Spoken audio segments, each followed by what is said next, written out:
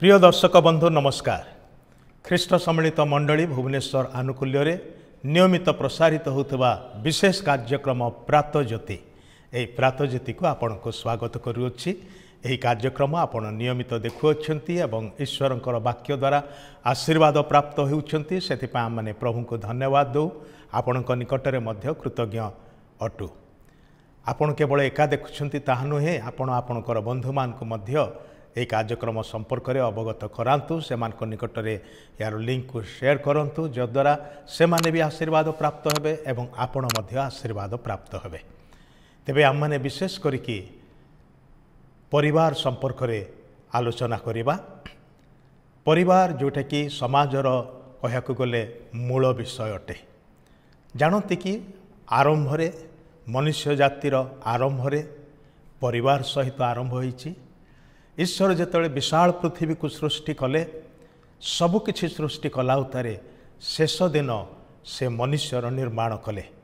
मनुष्य को अपना सादृश्य प्रतिमूर्ति निर्माण कले, किंतु से मानकु एक परिवार भावरे गठन कले। प्रथम परिवार आदम आ हवांकर परिवार। से परिवार ठारू आज सारा पृथ्वी रे विभिन्न परिवार परिव्याप्त अटे। ये हूँ ईश्वरंकर परिकल्पना। सेथिपाई सृष्टि रे समुदाय सृष्टि रे कहयाकु गले मनुष्य जातिर सृष्टि बा मनुष्यर सृष्टि सबुठारु श्रेष्ठ सृष्टि अटे।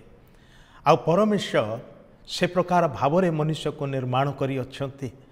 आ तांकर दृष्टि रे परिवार उत्तम विषय अटे।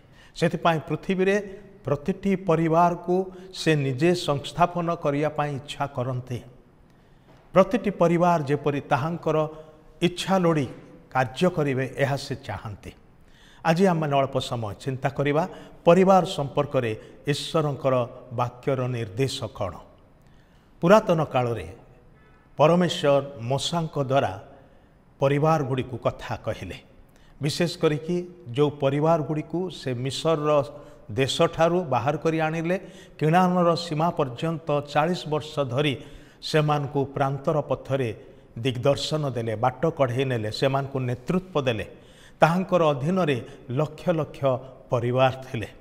आउ से परिवार गुड़िक प्रति सदाप्रभु परमेश्वरंकर निर्देश कौन थिला, शिक्षा कौन थिला, से माने केमिति जीवन यापन करंतु, कि प्रकार भावरे निजर परिवार को से माने प्रतिपालन करंतु बा गठन करंतु, पिलामान को विशेष करिकी केमिति से माने प्रतिपालन करिवे, से संपर्क रे से किछि निर्देश दैछन्ति। जो विषय आम अल्प समय चिंता करिबा।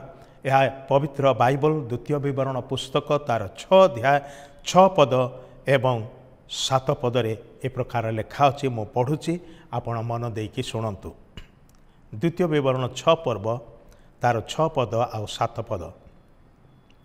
पुणी एही जो सकल कथा मु आज तुम्भको आज्ञा करुअछि, ताहा तुम्भे आपणा हृदय रे रखिब। आउ तुम्भे आपणा संतानगण को जत्नपूर्वक ताहा शिखाइब। ओ तुम्भे आपणा गृह रे बसिबा बेले, ओ तुम्भे पथरे चलिबा बेले, ओ तुम्भे शयन करिबा बेले, ओ तुम्भे उठिबा बेले से मानक संगे से विषय रे कथबार्ता करिब।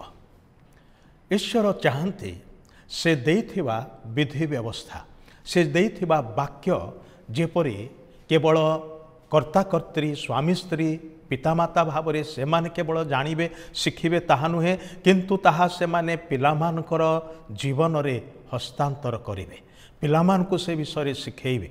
सेथिपाई प्रथमे से मानकु आज्ञा दिया गला, तुमे निज हृदय रे ताहा रखिब। कहयाकु गले पितृमातृत्वर दायित्व हृदय रु आरंभ हुए।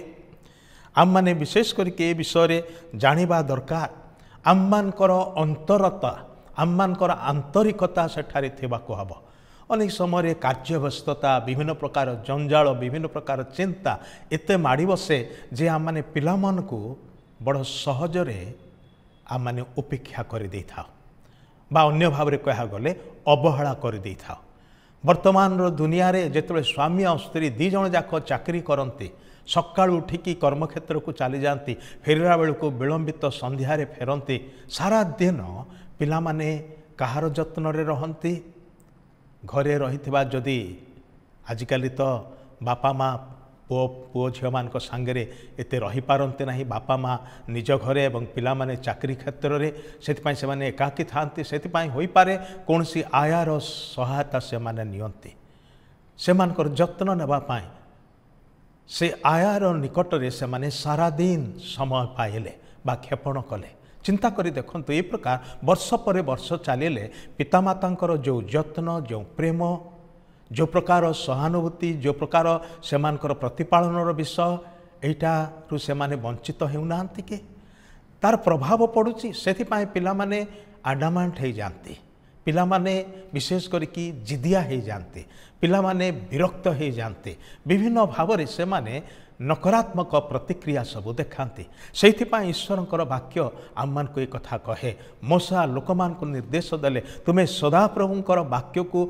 निजे प्रथमे हृदय रे रख एवं ताहा शिख पुणी ताहा पिलामान को मध्य शिखाओ एवं मन रख पिलामाने जहाँ देखती ताहा ही अनुसरण करती आमे छोट पिलामान ठारे अनुकरण करुथबार विषय सब देखु बापा माँ जहाँ करुथबार से माने देखती जेमती स्टाइल रे कथा हुअंती ठीक से प्रकार अविकल नकल से माने करती सेटा से मानकर गोटे खेल सदृश हुए मात्र एथिरे किछि विषय आम माने ध्यान देवा दरकार से माने आम ठारे जहाँ देखती से प्रकार से माने मध्य करने को चाहती एटा मन रखंतु आपणकर मुखर कथा बा शिक्षा अपेक्षा आपणकर जीवनर आदर्श सबुठारु गुरुत्वपूर्ण अटे तेबे पिला माने जहाँ शुणती ता अपेक्षा जहाँ देखती तार बेसी अनुकरण करती गृह रे परिवार रे सेथिपाई उद्देश्यमूलक भाव में ईश्वरंकर वाक्यरु शिक्षा दिया जिबा आवश्यक आमर पिलामाने छोट थाउ थाउ से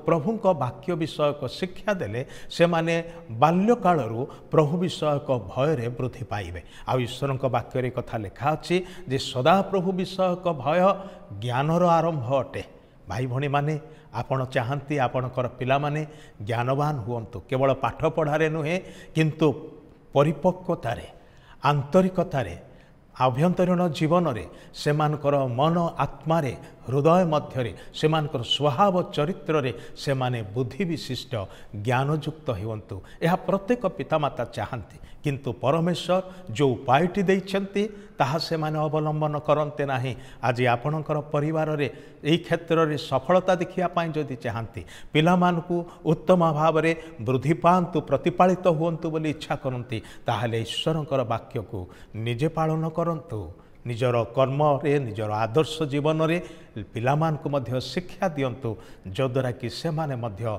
प्रभु विषयक भय शिखिबे प्रभु को प्रेम करने को शिखिबे प्रभुंकर स्वभाव सेमानक ठारे आसीबो आउ से माने ईश्वरंकर स्वभाव को प्रतिफलन करने को पारिबे तो द्वारा ईश्वरंकर महिमा हब सेमानकर जीवन उत्तम हब एवं सेमानक संस्पर्श रे आसुथिबा अन्य माने मध्य ईश्वरंकर से स्वभावर प्रतिफलन को देखा पारिबे तेबे आज आमମାନଙ୍କର समय सरी आसीचे पुणी आसंता दिन में आम मैंने यही प्रसंग में आउ किछि आलोचना करिबा से पर्यंत विदाय दियंतु धन्यवाद।